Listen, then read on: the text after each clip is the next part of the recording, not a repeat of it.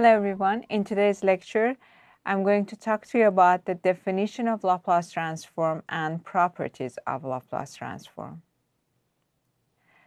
So, in previous lectures, you saw that continuous time Fourier transform and discrete time Fourier transform only apply to finite energy and absolutely integrable or summable signals, as well as the periodic signals. You also saw that CTFT and DTFT can be used to study the stable LTI systems. But what if you want to study the infinite energy signals? For example, signals like e to the 4t ut for a continuous time signal, or 4 to the power of n u of n as an example of a discrete time signal that has infinite energy. So you cannot use Fourier transform to study these signals. Likewise, if you have an unstable system, you cannot use Fourier transform to analyze this system. But if you want to know how you can apply feedback to this unstable system to perhaps stabilize these systems, you cannot use Fourier transform to do these sort of analysis. Luckily, we have another transform, which is called Laplace transform, and for the Laplace transform for the case of continuous time systems and continuous time signals, and Z transform for the case of discrete time signals and discrete time systems, to study these unstable systems or signals with infinite energy. For the case of continuous time systems and continuous time signals, we are going to use Laplace transform.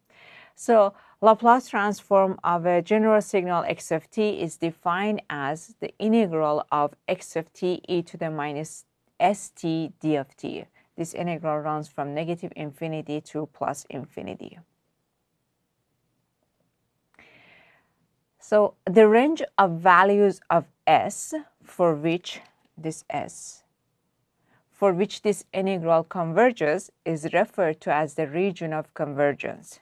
So by definition, region of convergence, or ROC, is defined as the s values for which x of s exists.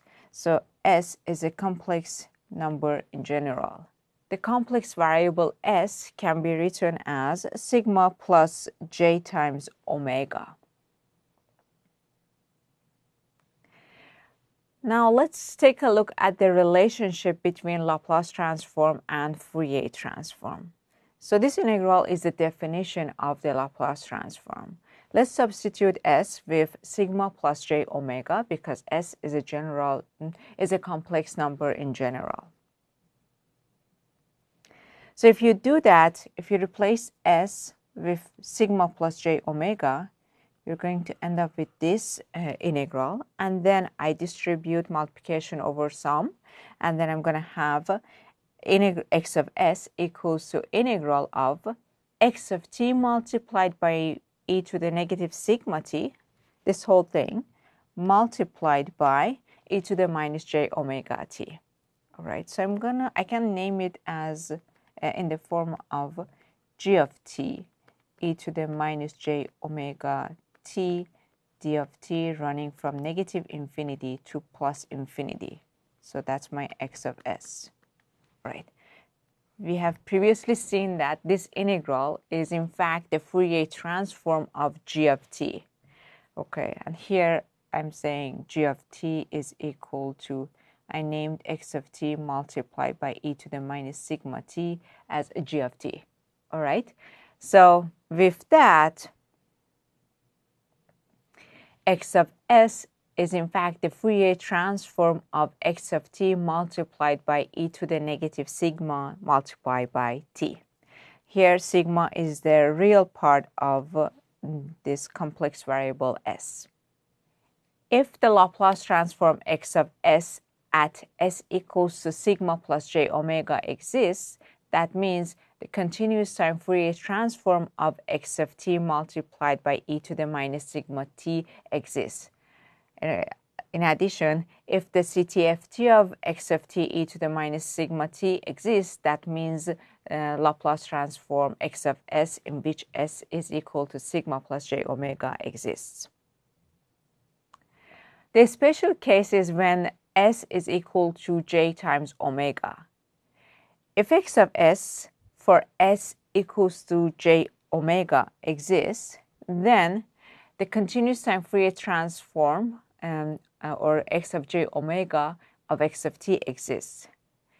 Also, if continuous time Fourier transform of x of t exists, that means x of s at s equals to j omega exists. So we know that the region of convergence shows the s values for which x of s exists. If x of j omega or the Fourier transform of x of t exists, that means s equal to j omega is in the region of convergence. So that means if x of t is absolutely integrable, then CTFT exists, which implies that ROC of x of s contains the j omega axis. So I need to have s equals to j omega within the range of s values for which x of s exists, so that the Fourier transform would exist. Right, so we have two basic signals or two basic Laplace transform pairs that we are going to use in this course frequently. The first signal is e to the minus at u of t, and Laplace transform of this signal is 1 over s plus a, and this x of s is only valid for s values whose real part is greater than negative a. This is the ROC for this x of s. The second signal is negative e to the negative at u of negative t. The Laplace transform of this signal is 1 over s plus a, similar to the top signal. But the difference here is that this x of s is only defined for s values whose real part is less than negative a. Or this is the region of convergence for this x of s. That means I only can plug in s values in this expression that have real part which are less than negative a. Okay, so let's go over the steps to find the Laplace transform of this x of t. The first signal was e to the negative at u of t, in which a is a real number. Okay, so let's take a look. Plug this x of t in the equation of x of s and calculate x of s. Okay, we define x of s as the integral of x of t e to the minus sigma t d of t. I'm plugging in x of t, or I'm replacing this signal for x of t in this integral. And if you do that, you're going to end up with this integral. Right. So I see u of t in here. That means this expression here is going to be 0 for all negative values of t. That means I can replace this lower limit of this integral, this one in here, with 0 and replace u of t with 1. Let's do that. So I replace the lower limit of this integral with 0, and then I replace u of t with 1. All right. Moving on, if I want to evaluate this integral, I'm going to end up with x of s equals to negative 1 over s plus a multiplied by this expression, and I need to calculate it for t values between 0 and infinity. All right, so I know s is a complex variable, so s is equals to alpha plus j omega, and I can replace s with alpha plus j omega, and if you do that, you're going to end up with this expression.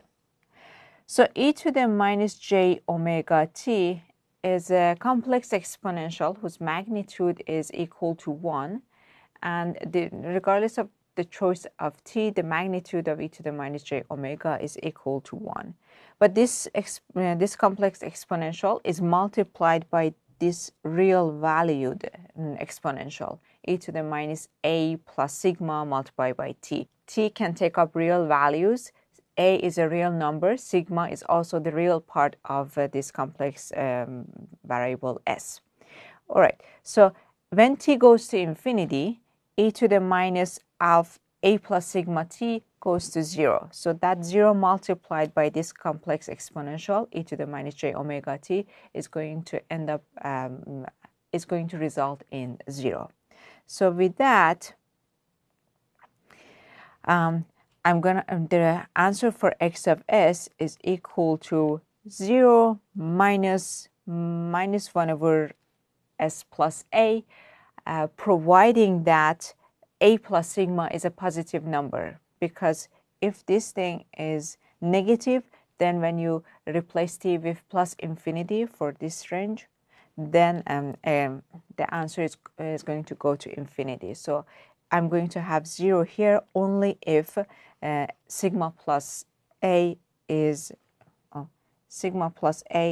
greater than 0. I can rewrite the same thing by writing real part of s greater than negative a. So the answer for x of s is going to be equal to 1 over s plus a, providing that real part of s is greater than negative a. So if it is not the case, if sigma is not greater than negative a, x of s is going to go to infinity. All right. So we found the Laplace transform of the signal x of t. X of s equals to 1 over s plus a is the algebraic part of the Laplace transform, and real part of s greater than negative a shows the region of convergence of this Laplace transform. So to be able to show the Laplace transform of a signal, we need to provide two pieces of information. First, the algebraic part of x of s, and next we need to also include the values, the s values for which this x of s exists. So two pieces of information needed to be included in the Laplace transform of a continuous time signal. A convenient way of showing the region of convergence is on a complex plane, which is referred to as the S-plane. So you have a complex plane in which the x-axis is used to show the real part of S, and the y-axis is used to show the imaginary part of S. So you can show all the S values in this on this complex plane and indicate the region of convergence, which is the S values for which the x of S exists. Okay, so let's take a look at the first basic signal, which is e to the minus at u of t, and its Laplace transform is 1 over s plus a, which is defined for s values whose real part is greater than negative a. Let's take a look at how this signal looks like, first for the case of positive values for a. Okay, so x of t for a sample positive a value is going to look like the graph that I provided in here. This is a right-sided signal. Right-sided signals are 0 for time values that are to the left of some t time point. So here x of t is equal to 0 for t values less than 0. So that means x of t is right-sided. Or let me write it here. Right-sided signals are 0 for time points less than t equals to some time point. Let's name it t sub 1, for example. For all of the time points to the left of t equal to t1, and the right-sided signals are 0. Here, x of t is equal to 0 for t less than 0. All right.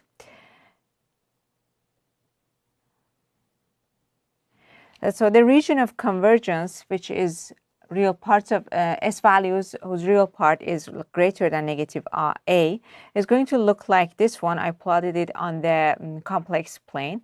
S equals to negative a is this line here.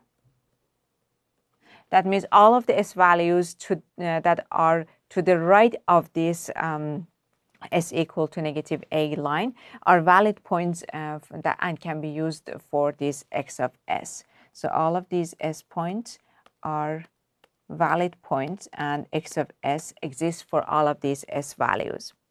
The signal is right-sided and the ROC is a right half plane. So all of the S values that are to the right of S equal to negative a are valid point for x of s. And the continuous time Fourier transform or x of j omega exists, which means ROC contains the j omega axis. Equivalently, because ROC contains the j omega axis, S equal to j omega is within the ROC, the Fourier transform of x of t exists. If you look at this x of t, this signal has a finite energy because it goes to 0 for when t goes to infinity. That means the Fourier transform exists. So from there we can we know that S equals to j omega is within the ROC. All right, so let's take a look at the same signal, but this time for a negative value of a. When a is negative, I provided an example x of t, e to the negative atu of t for a negative value of a. As we can see here in this example, when t goes to infinity, x of t goes to infinity as well. So this signal does not have a finite energy, but it is still a right-sided signal. X of t is equal to 0 for t values less than 0. That means it's a right-sided signal. So ROC is real part of S greater than negative a. So this line is the line of S equal to negative a. And all of the S values whose real part is greater than negative a, all of these S values are valid points for this x of s, or x of s exists for all of those S values. The signal is right-sided and ROC is a right half plane. All of these values that are to the right of S equal to negative a are valid points in this x of s. And again, because x of t has infinite energy, the Fourier transform does not exist. As a result, ROC does not contain the j omega axis.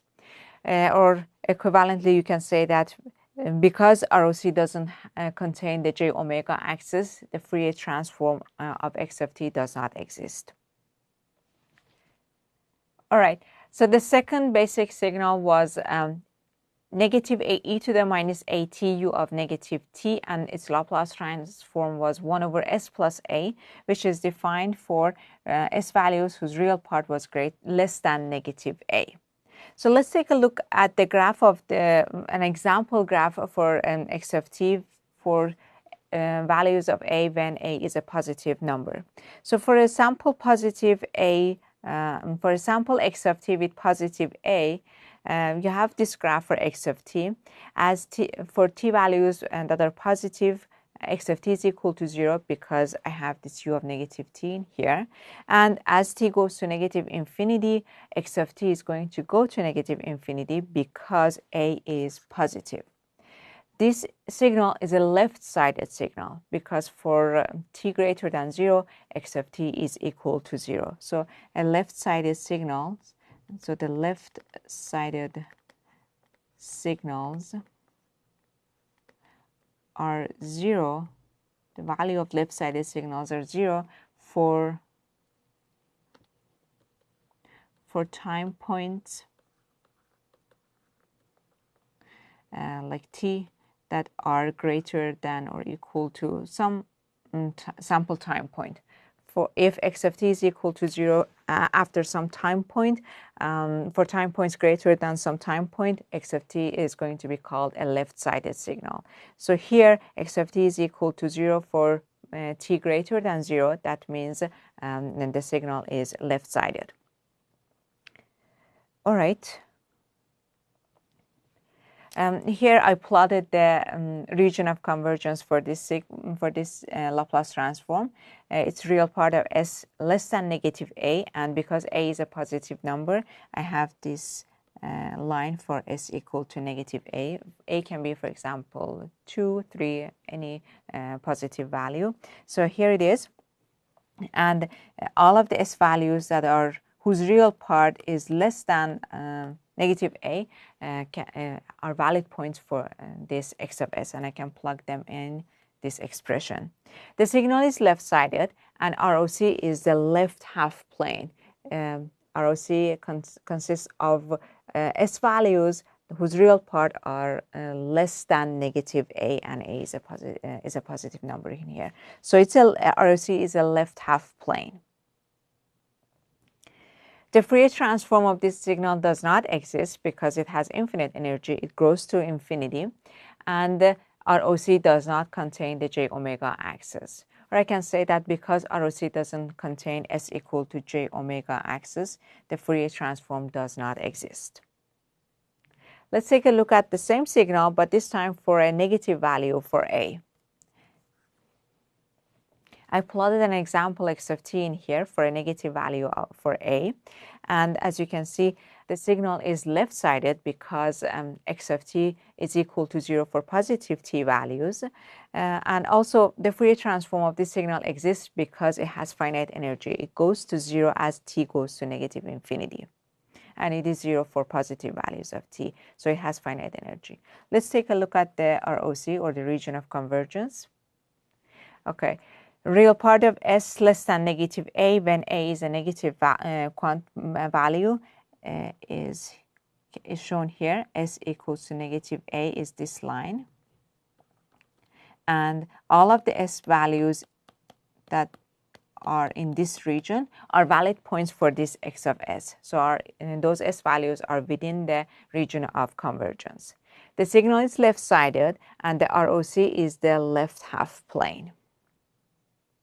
The continuous time Fourier transform exists. As a result, ROC contains the j omega axis. Or in other words, or equivalently, I can say that because the s equals to j omega is within the ROC, the Fourier transform exists. All right, so you saw the Laplace transform of two basic signals in which a was a real valued number. But what if a is a complex number? So the steps are similar to the one that you did before, but this time I'm going to replace a with alpha plus j omega because a is a complex number in here. And if you do that, you're going to end up with the same algebraic part for x of s, but this time this x of s is defined only for s values whose real part is greater than negative of real part of a. Pause the video and follow on the steps of finding the value of x of s, or the algebraic part of x of s, and the ROC for this Laplace transform. ROC is the right half plane, and the signal is right-sided.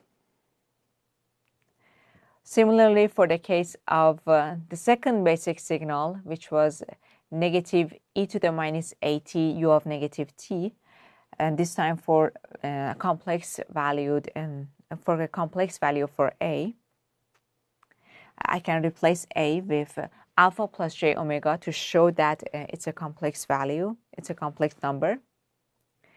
Then I can plug in the same x of t in the expression of x of s, or the definition of Laplace transform.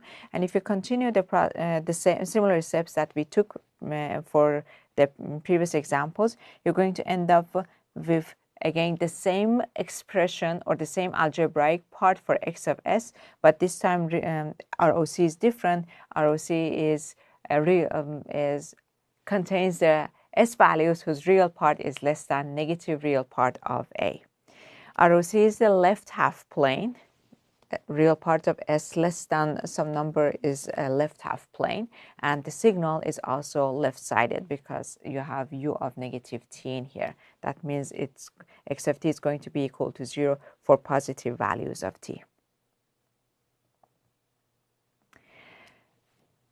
All right, so let's take a look at the properties of Laplace transform. These properties are provided in table 9.1 of your textbook.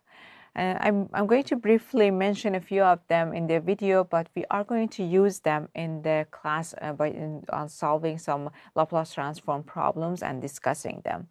So, for example, the linearity property says that if Laplace transform of x1 is x1 of s, and the region of convergence is shown with r sub 1, and Laplace transform of x2 of t is x2 of s with the region of convergence of r2, Laplace transform of a times x1 plus b times x2 of t is a times x1 of t plus b times x2 of t, x2 of s. So a times x1 of s plus b times x2 of s.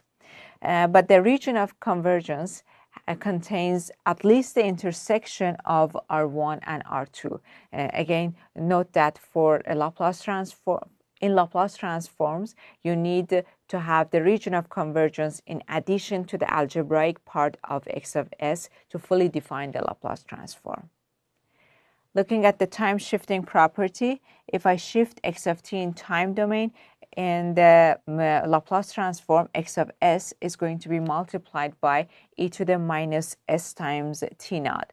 And the region of convergence for the Laplace transform of the new signal is equal to the region of convergence of the original signal. So the time shifting doesn't affect the region of convergence of the Laplace transform of x of t original signal. And then shifting in the s means multiplying. If you multiply x of t by this exponential e to the s naught times t, the Laplace transform is going to be shifted. So the Laplace transform of this new signal a is going to be equal to x of s minus s naught. And the region of convergence is going to be the shifted version of the region of convergence of the original signal. Again, we are going to practice using these properties. For example, if you do convolution in time domain, if you convolve x1 and x2 of t, then their Laplace transforms are going to be multiplied to each other, and the region of convergence is going to be at least the intersection of R1 and R2. Differentiation property says if you differentiate x of t in time domain, and its Laplace transform or x of s is going to be multiplied by s, and the region of convergence is at least the region of convergence of x of t. Again, we're going to practice using all of these properties, but review them for your reference. Thank you for watching.